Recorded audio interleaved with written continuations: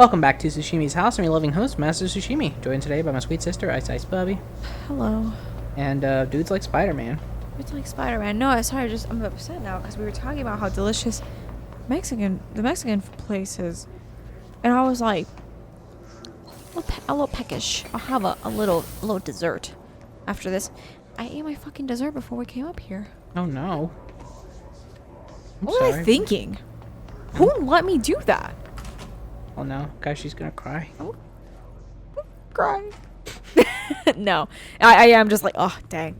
Our one of our cousins is growing up is also like, you know, people. Oh wait, here, read this. Next game is Wednesday at 8. Usual spot. Hazard owes me 20. Arish still on a fucking winning streak. Someone please figure out how he's cheating. Thompson suspended for a game because of that shady dealing incident. Guy, I owe you $60.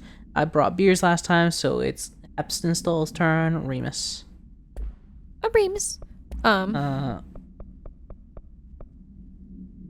Troopers are meant to be the first agents to enter unknown AWEs, thresholds, or any other paranaturally hazardous situation. They're heavily armored in preparation for the worst. As a result of their role, his troopers have access to the heaviest armor machinery from the Bureau's armory, including military-grade chain guns and grenade launchers, in addition to their already formidable FBC-issue armor. The hiss resonance surrounding these entities is dense enough to stop bullets. If forced to engage one of these, be sure to make use of any available cover. Also note that to the telekinetically talented enemy grenades could be a welcome source of ammunition. Refer to file redacted for full report. Thankfully, I picked up that ability already. Dope. Oh no, what was I talking about? Oh, growing up is also like, you know, people usually will go the negative way. They'll be like, oh man, that person I went to high school with, like, look what a loser they are now. Like, they got into drugs, or they just do this now. But like, flip side is like being happy that people did well, including like family. Like, you know, not to say I thought or hoped any of our family members would do badly, but like, you know, I didn't think I would have a cousin that would make really good cakes and desserts, but like, there we are, you know. Like, there are family members who are obviously like, well, I want to do this, but like, she just got into making cakes. Literally, okay, that's funny, right? She's got a sweet tooth. Same. Get it. Yeah, when she first got here and like there was the rapid availability of sweets, she put on some real weight. She did. And like she was very self-conscious about it, and we were like, well, you know, you just gotta be careful about like what you eat.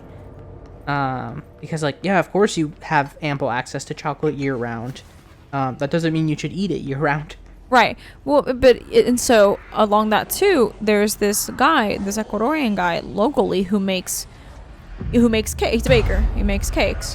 Which you're probably like, oh, is an Ecuadorian cake the same as American? No. I mean, like, yes, probably, but like, it tastes better when he does it. Truly. And so she really liked the cake he made, except he will give some people discounts, but not everybody discounts.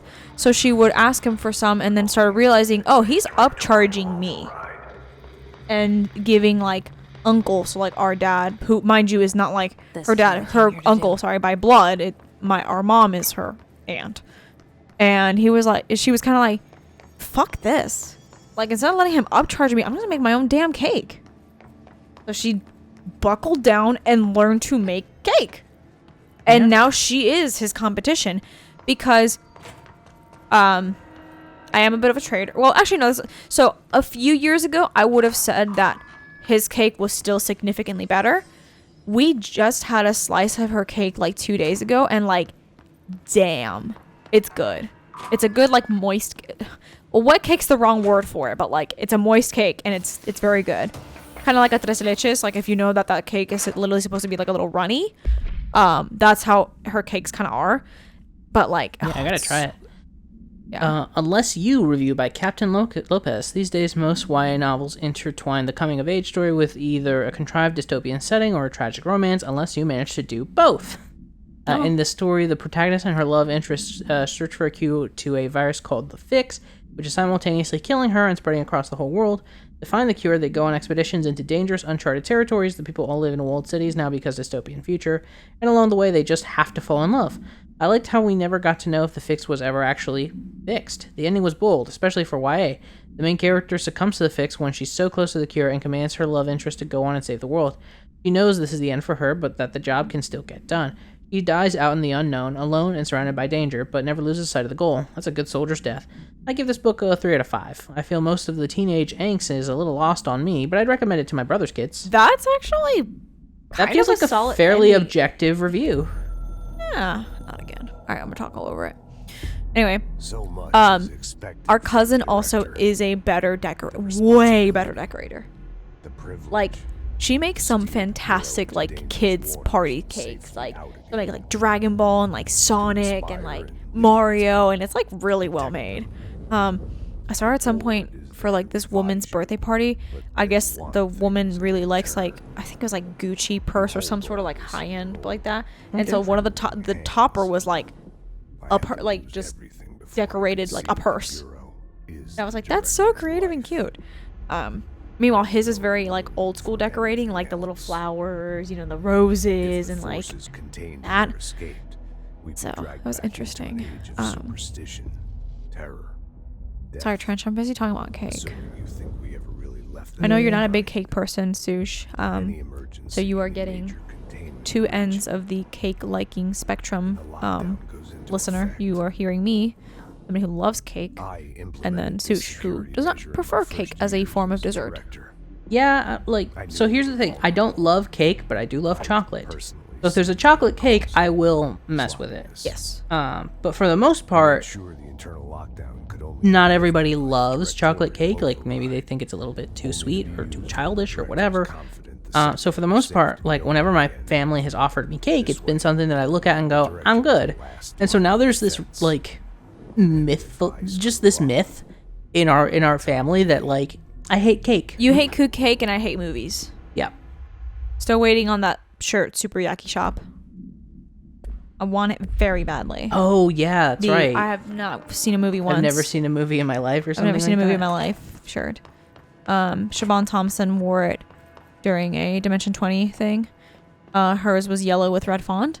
The Super Yaki Shop later released one that was like a baby blue and then a pink with like the red lettering.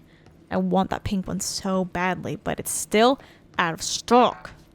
Dang. On it. I'm on their list. I'm on the list to get the email whenever it comes back, so I'll be on the lookout for that. But yeah, so I will say too though, chocolate cake, I love chocolate. We're on the same page there. We're both chocolate lovers. Chocolate cake, standalone chocolate cake is not that chocolatey. Now, of course, if you start getting into like a chocolate mousse cake where you're incorporating like a pudding like chocolatey thing in between the layers of chocolate cake, then like, yeah, that's when you're getting like chocolatey. But like, you go and buy your Betty Crocker chocolate powder, chocolate mix to make cake mix to make chocolate cake. Like, yes, it's chocolatey. Well, not chocolatey, you know? It's still good. I will still eat it, of course. But like, you know, if you're somebody who likes chocolate, that's like, chocolate cake is not gonna be your first, plain old chocolate cake is not gonna be your first pick. That Publix one's really good though, which is why Mom always gets it for you on your birthday. Yeah, I know they were. The one that's like kind of like the tiny I saw layer. it the other day when we went to Publix has like stock up on some great groceries. cake. Publix has great a lot of things. I mean, yes, Publix is great. Publix is, if you don't know, a grocery store. It's grocery chain, yeah. A grocery chain, sorry. Big in the southeast, so I think like I was going to say Florida has it. Florida has it, and like when we were in Orlando, we hit up a Publix that was like near our hotel, and like it had even more than the ones in this area. I was like, man, you guys got it all. You fucking Florida. Have plantain chips that are good brands, just readily available. We have to fight for our life out here to get good plantain chips. Yeah, we have a plantain chip dealer. We really do. It's that serious. It's that serious, folks. Speaking of that, I should probably hit up that dealer and get a box for when I move out, just to have. Probably true. Yeah, I should probably tell Dad to see if he can give me Give me the get a guy a box. Crew feels a lot safer when you're around. Are you flirting with me? Oh. Ooh. I don't know why it does that sometimes. I should be going. I did. Right. You gotta lock down the lift. I do. Thanks. Okay. Thanks for noticing. Are we noticeably larger than this woman? Well, she's kind of doing a little bit of a crouch. We could also just be, you know, fuck tall. That's a measurement, right? Yeah, of course. Why are you shooting that? I'm just checking to see if it explodes. On her? Yeah. Because she's small? My god. Monster. Goblin mode. We're getting too close to the nighttime zoomies. Yeah, Teddy gets them and I get them. And you get them. It's genetic. Ah, fuck a duck. God, that dumb joke I made the other day where it's like Teddy being like, Dad, how are we gonna tell Bubbie that I'm adopted? I don't think she understands that. She's saying things are genetic.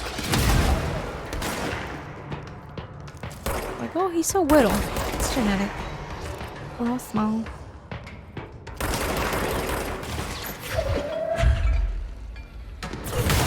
I had a patient who was Spanish speaking the other day, and he uses metric system as one should. So he was like, "Oh, my height is this much in centimeters." Of course, I googled that because I was like, I don't know what that is in inches, feet, etc. And the math came out to where it would be like 5 feet 4 inches, and so I explained that to him. I was like, "For 5 feet 4 inches, you are this many inches, which would be 100 or whatever." 100. Jesus. 64. I was like 64, 65 inches tall. And he was like, "Oh, like you did that math fast." I was like, "Well, you know, I know I am 5 feet tall, and I know I am 60 inches because it's 12 by 5." And he goes, "Oh, you're taller than me." And I was like, no. And then he made some comment like, "Oh, you're kind of tall," and I was like, "The fuck? You just call me tall? I am. Nobody said that to you in your life. My entire life, well, except that one fucking liar doctor who I'm gonna chase with a fucking broom. Get it? I don't even know if he's a real doctor. Actually, now that I think about it, I'll get into that later. I was like, and finally I stood up and he stood up, and like. He was a little bit taller than me, and I was like, "What are you?" I was like, "I'm not tall." And he was like, "Oh, I don't know, just you looked tall." I was like, "I don't know what." I was like, "You gotta get your fucking eyes checked, man." Okay, gonna refer you out to an optometrist. Like, okay, you're gonna go to an optometrist. Heart is clearly not the problem here. So I don't know if he just like misheard me when I said like you are 64 to 65 inches tall. He and might have 60 inches misunderstood tall. or misheard. Went, yeah. "Whoa, you're taller than me." I was like. 64 is higher than 60. Which is funny. No, there's this guy, I think he was a doctor, but I'm not 100% sure, who told our mom that because I was a swimmer, and this was, keep in mind, I didn't learn to swim until I was 7, and this was when I was doing like classes, so like, yeah, sure, I was a swimmer because I was doing fucking classes. Because I was a swimmer, I would be really tall. He was wrong. So wrong. Yeah, I was 4'11.5 inches all the way until college. And you're probably like, that's so specific, just fucking round up. That's it. That was my height. And then one day I went to the doctor when I was like, it's time I told Emily why you know, I'm here. golly, I'll like risk it. somewhere between 19 and like The two should get to 21. know each other. And I went to my annual, and they checked my height, and they were like, "Oh yeah, so 5 feet." And I was like, "What?" Like, "Yeah, you're 5 feet." And I was like, "I've been 4'11.5 inches for years. I thought I was like done growing. I'm 20, you know." And they were like, "Nope, you grew a half an inch." I was like, "Okay." And then I never stopped growing. So that's never stopped. Never grew again. I stopped growing. That's what I was actually trying to say. Yeah. And here I am. Why? Why not? How did it get hot? It was 69. Nice. It was 69 degrees when we got up here. Who's to say? Who is to say? Not me. No more jobs for me, Auntie? Okay. Hey, Auntie. Came here for nothing. You turn in the other one? I don't think you turn it in. I think you just get stuff. Oh, okay, sure. I don't know. Wait, we're speaking with Emily? Seems like it. Oh. I didn't even realize we were done. Yeah, we removed the override.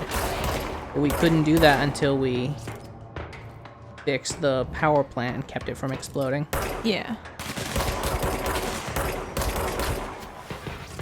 I think it's heading back toward Emily. And then do you want to call it whenever after we talk with her? Yeah, we can probably do that. I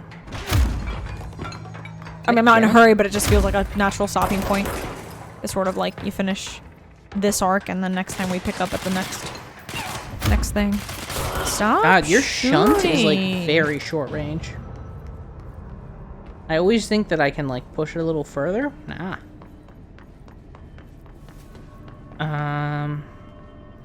Oh, we should actually be able to teleport to her.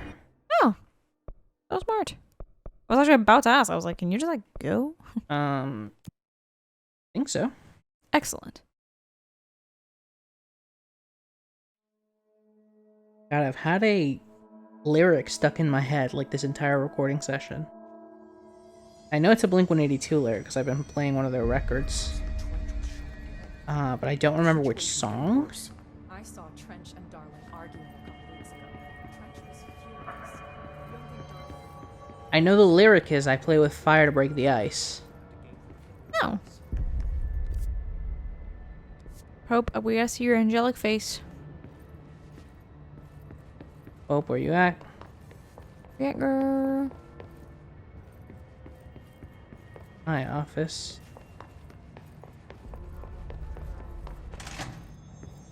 No, there's I like a remember she was conference in an room that office. she's Yeah, I was gonna always say.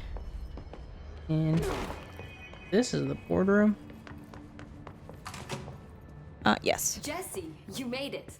And you lifted the internal lockdown. Yep. Let's talk, Emily. Yes. Listen, Emily. Oh. We want to talk about it?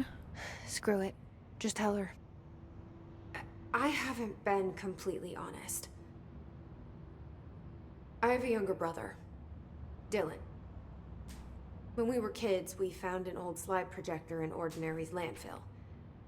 The slides created doorways to other places. Bad things happened. Came through. That's all she gets. The rest stays locked inside. But we found help. Through one of the doorways, we met something. A being. A being? What kind of being? It's hard to describe, but she helped us. We managed to turn the projector off. The bad things that came through the doorways were gone. After that, your people came. Tried to grab us. I ran away. They got Dylan. I left him behind. Bureau agents took your brother? Yes. You covered it up. No one believed me. That sounds about right. Yeah. I just want to find Dylan. I've been looking for him ever since. What happened to the slide projector? It sounds like another object of power. I thought you took it. The Bureau. Along with Dylan. I've never heard of it. But around here, I assume everything's classified. You know, I looked into the Ordinary AWE case files after you mentioned it. Trench and Darling were both involved. Oh. A large area of the containment sector was reserved for it. The case hasn't been active for a long time. I have no idea if anything's still there. Can you tell me more about this being you found? Let's hope you two get along. She's been with me ever since Ordinary. In my head. She led me to you. I call her Polaris. North Star. As in a guiding star. Yeah. Did Polaris know about the hiss? If she got you in here in spite of the lockdown, she's very powerful. Which may help explain your test results. Your readings are incredible, Jesse. Now, cross-referencing them with the database, I found 2 matches in Darling's old classified files. Unfortunately, I can't access them beyond the file codes, but one was P6, referring to a prime candidate for a potential future bureau director. This was logged years ago. Dylan. Is that Dylan?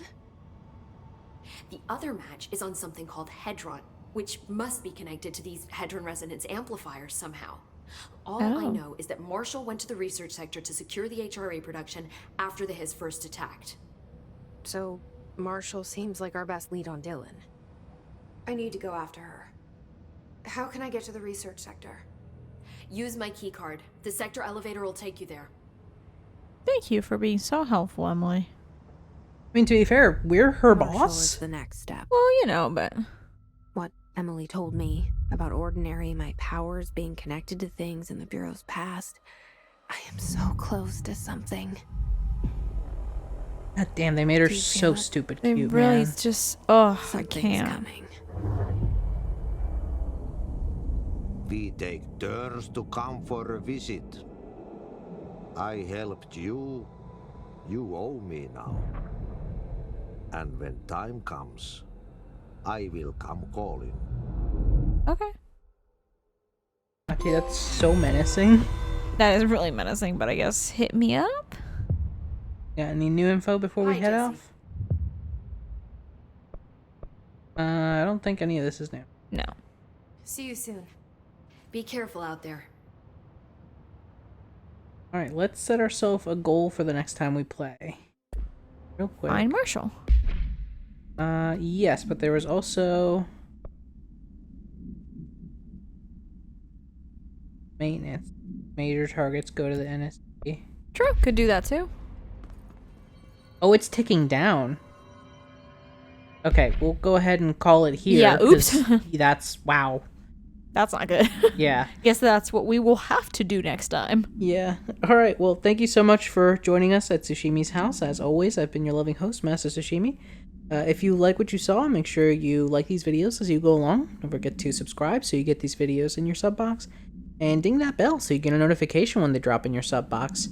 Beyond that, there is my Twitter, at Master Tsushimi, where I like to tweet fun stuff about video games, the occasional meme here and there. Most importantly, updates about my pup, Mr. President, aka Theodore Roosevelt, aka Teddy. Second most importantly, I tweet when and what I'll be streaming over at twitch.tv/MasterTsushimi. As of the time of this recording, we were forced to take a brief hiatus that I was not a huge fan of, but we should be resuming this weekend, No More Heroes 2, and once we finish that, moving on to something else. Hey. So check that out. If you already have, first and foremost, thank you so much. It means the world to me. Same thing if you've done any of the other things I mentioned. But also, if you wouldn't mind, please share it with friends, family, foes, countrymen, Romans, anybody who you think would be into it, because we want to grow as a community. We want to be loud and proud here at Tsushimi's house, and the best way to do that is going to be through your word of mouth. So with all that being said, thank you so much once again for joining us. And I'll see you in the next video, set of videos, or stream as appropriate. And in the meantime, I hope you take good care of yourselves. Bye-bye. Bye-bye. You gotta know you're in for something special. You gotta feel it in your bones. Oh, you're gonna find what you need all in time. If you're looking for it, na na na na na na. If you're looking for it, na